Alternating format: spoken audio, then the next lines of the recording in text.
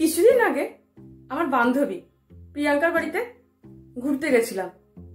তো গিয়ে তো আমি অবাক, দেখি প্রিয়াঙ্কার সাথে প্রিয়াঙ্কার বরের প্রচন্ড ঝগড়া। তো আমি তো একটু অবাকই হলাম, কেননা জানতাম তো প্রিয়াঙ্কার বর খুবই ভালো, শান্ত প্রকৃতির। তো সেই মানুষটার সাথে আমার বান্ধবীর এত ঝগড়া হচ্ছে। তো যাই হোক, আমি প্রিয়াঙ্কাকে জিজ্ঞাসা করলাম, কি প্রিয়াঙ্কা, কি হয়েছে, বরের সাথে এত ঝগড়া করছিস কেন? প্রিয়াঙ্কা আমাকে যেইটা বললো আমি তো পুরো শুনে অবাক। তো বন্ধুরা, প্রিয়াঙ্কার সাথে প্রিয়াঙ্কার বরের ঝগড়ার কারণটা কি সেটা তোমাদের সাথে শেয়ার করি। তো চলো।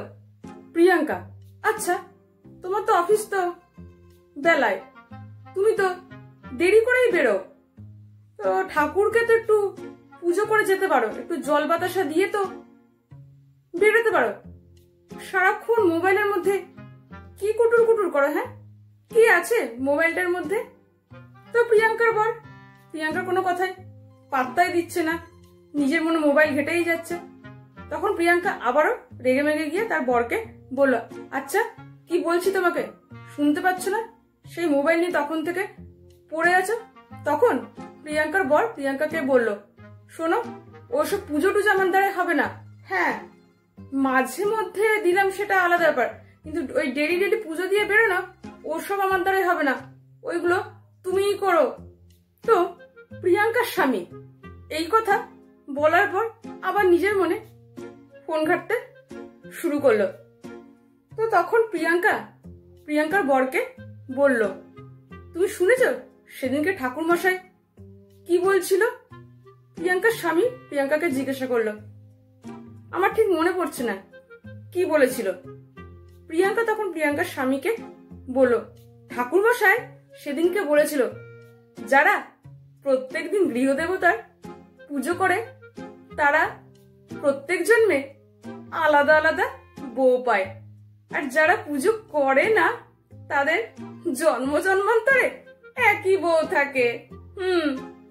প্রিয়াঙ্কার এই কথা শুনে প্রিয়াঙ্কার স্বামী তড়াং করে লাফিয়ে উঠলো, এই ফোনটা রেখে দিল।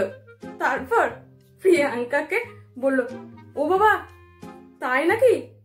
তাহলে তো আমি এবার থেকে প্রত্যেকদিন পুজো করে বেরোবো। এই কথাটা তো আমাকে আগে বললে পারতে, এতক্ষণ ধরে বক বক করে যাচ্ছিলে, আর এই কথাটা তুমি আমাকে বলনি, এতক্ষণে বলছো।